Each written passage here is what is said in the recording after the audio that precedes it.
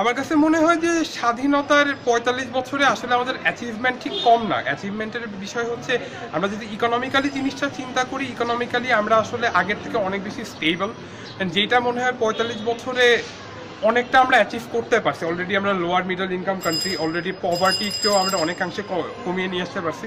কিন্তু আমরা যদি অন্য দিকটাতে চিন্তা করি, ইভেন কালচারালি বলেন, যে এখানে আমি যদি বলি সিনেমা হোক কিংবা অন্যান্য কালচারাল অ্যাক্টিভিটিসের দিক থেকে, এইসব কালচারাল অ্যাক্টিভিটিসগুলো বেসিক্যালি গড়ে ওঠে বিভিন্ন আন্দোলনের মাধ্যমে। সেই জায়গাটায় মনে হয় আমাদের অনেকখানি পিছিয়ে পড়া আছে।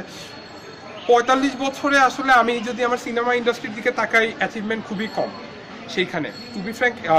উপন্যাসের দিক থেকেও এইটা, কিংবা এখনকার যে ইন্টেলেকচুয়াল সোসাইটিটা, এরা আসলে ঠিক সমাজে ইন্টেলেকচুয়ালি ঠিক কতটা ভূমিকা রাখতে পারতেছে, এটা নিয়ে আসলে প্রশ্নটা সবসময় থেকে যায়।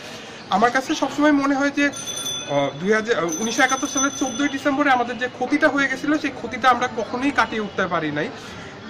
তখন যে গোড়াগুলো কেটে ফেলা হয়েছিল, যারা হচ্ছে মানে একটা ইন্টেলেকচুয়াল সোসাইটি তৈরির জন্য গুরু হিসাবে কাজ করতে পারতো। সুতরাং আসলে এই জায়গাটা আমার কাছে মনে হয় সবসময় অভাবটা ছিল, এই কারণে আমরা এখনো ইন্টেলেকচুয়ালি অনেক। People ask you what do you think about your country, we go like, we would like to say that I'm proud of my country, but if you ask children of our country, most of them would say that I want to go to abroad when I grow up, or for better studies, for better education, for better lifestyle. As a citizen of my country, I would be ashamed if another person living in my country would say that to me, that I would want to go to abroad instead of my own country. We are not developing at all. At the end of the day, we're just sitting there. Yeah, we are maybe developed, we have developed since like for past 45 years, but it's not that much as others have. Why the country is not being able to do that? I think the country depends on its people, and we are failing our own country because we are getting educated and we are getting out of this country to do stuff for other countries rather than doing it for our own country, and we are failing ourselves. So if we actually do say that our country is not enough, our country is not developed, it's our fault. The corruption is our fault because we are choosing that. It's our choice. It's not someone else is not pushing us that no, do that, or you go with corrupted. The politicians, it's all their choices. It's all our choices. I'm studying in Victoria University, second year in Malaysia. So after 45 years of independence, I think Bangladesh has come a long way. It's still a third world country, but I believe it has the capabilities to be a first world country. বর্তমানে কথা চিন্তা করলে একজন তরুণ হিসেবে আমি যেভাবে আমার দেশটাকে দেখতে চাই, হয়তো বা পুরোপুরি পাইনি, বাট আমার মনে হয় আমি অনেক কিছুই পেয়েছি। পাইনি, মেয়েরা এখনও স্বাধীন না, এখনও হচ্ছে হলে যারা থাকে, আমি ঢাকা বিশ্ববিদ্যালয়ে পড়ি, আমাদের হলে 9:30টার পরেই আমাদেরকে ঢুকে যেতে হয়, আমরা বের হতে পারি না। আমাদের ওই ফ্রিডমটা এখনও নেই, কারণ আমরা এখনও নারী হিসেবে ওই স্বাধীনতাটা পাইনি। অথচ মুক্তিযুদ্ধ কিন্তু মহিলারাও করেছেন, তারা অস্ত্র হাতে নিয়ে যুদ্ধ করেছেন। তো এত বছর পরে যখন চিন্তা করি, মনে হয় না, এদিকটা হয়তো বা এখনও এতটা আমরা অগ্রসর হইনি। এদিকটাতে আমি সামনের দিকে আরও ডেভেলপ দেখতে চাই। আমি চাই মেয়েরা অনেক স্বাধীন থাকবে, মেয়েরা মানুষ হিসেবে তাদের সম্মান এবং তাদের অবস্থানটা অর্জন করতে পারবে সামনের আগামীর বাংলাদেশের কাছে। আমার এটাই আশা। 45 বছর পরেও আমাদের যে সবচেয়ে বড় ত্রুটিপূর্ণ ব্যবস্থা আমরা দেখতে পাচ্ছি, সেটা হচ্ছে আমাদের শিক্ষাক্ষেত্রে। আমাদের শিক্ষায় কর্মমুখী শিক্ষার খুবই অভাব। এই বিষয়টাকে সবারই গুরুত্বের সাথে দেখা উচিত, কেননা আমরা যারা এখন লেখাপড়া করছি ম্যাক্সিমাম টেক্সট বইয়ের উপরে ডিপেন্ডেন্ট। এই শিক্ষাটাকে ব্যবস্থাকে যদি কাজের সাথে রিলেট করা যেত, তাহলে আমার মনে হয় বিষয়টা আরও ইফেক্টিভ হতো। এবং বিশেষ করে আমাদের একটা বড় জনসংখ্যা এখনও অশিক্ষিত, তাদেরকে যদি বিভিন্ন ট্রেনিংয়ের মাধ্যমে যদি তাদের ডেভেলপ করা যায়, তো তাদেরকে কিন্তু দেশের জন্য একটা সম্পদ রূপে পরিণত করা যায়। I'm Alam Khan and I recently finished my A-levels from academia, and I'm looking forward to joining a university abroad. So if I have to speak about how we made it this far and where I see our country in the future, I have to say that with full honesty, we came a long way from what we were. We fought hard for our independence and we got it on the 16th of December, got our independence. And one of the things that I think that the government should look into the most is the education system, right? a lot of things, a lot of rumors circulating every day about the conditions of our education. It's not up to the standards, and we're not getting up to the mark education as our neighboring countries. So that is something that the government should look into.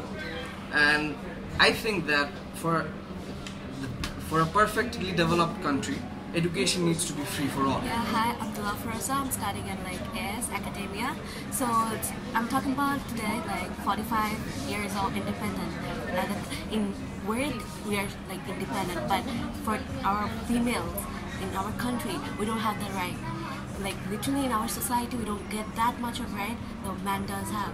And we literally have to face a lot of things in our society.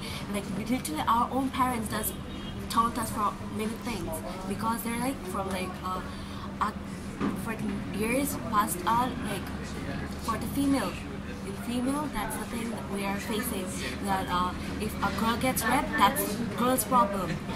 Literally what the wearing things or the attire of the girls is to be noticed, but the thing is the men is in the question, but no one actually does see that. But only they talk about is the girl is the only problem. Their attire should be noticed. But this is the thing I want here to change. আমি সবচেয়ে আমি দেশের কাছে আমার একটাই চাওয়া, প্রপারভাবে ম্যানেজমেন্টটা খুব মনে হয় না হচ্ছে। আমরা বাংলাদেশ ব্যাংক থেকে আমাদের টাকা চলে যাচ্ছে অন্য জায়গায়, আমরা বিভিন্ন আমাদের ব্যাংকগুলো ঋণ হারাচ্ছে।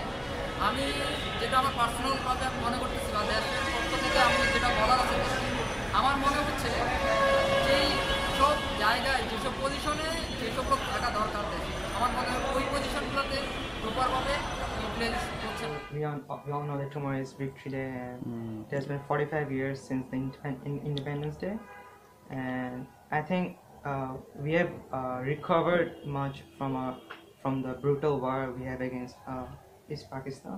I think the government should do much better, and because of some corrupted politicians are there, of course. For some corrupted people, we cannot go forward, and I think those corrupted people should be. We should stay away from them. We should not listen to them, and I think our country has the potential to go forward. We have progress in sports like cricket. So that they can, since Bangladesh has a lot of very famous natural places that people. As a স্বাধীন দেশ হিসেবে আমাদের একটাই চাওয়া ছিল যে আমরা একটা শিক্ষিত সমাজ গড়ব, কিন্তু আমাদের এখন যে অবস্থা, কিন্তু আমাদের দেখে তা মনে হচ্ছে না যে আমরা শিক্ষিত হতে পেরেছি। কারণ আমাদের যেই দেশের তরুণ সমাজগুলো তার বিভিন্ন কাজে লিপ্ত হচ্ছে, বিভিন্ন রাজনৈতিক অপকাণ্ডে লিপ্ত হচ্ছে, তো এগুলা দেখে তো মনে হচ্ছে না যে আমরা স্বাধীন দেশে বাস করছি।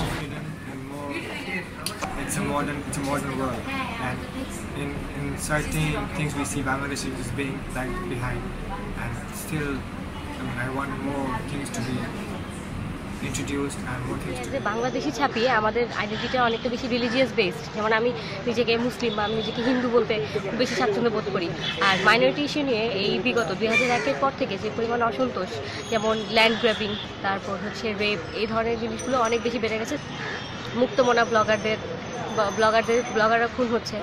আমার মতে হচ্ছে আমরা এই বাংলাদেশের জন্য আসলে মুক্তিযোদ্ধারা এই বাংলাদেশের জন্য হয়তো যুদ্ধ করেনি।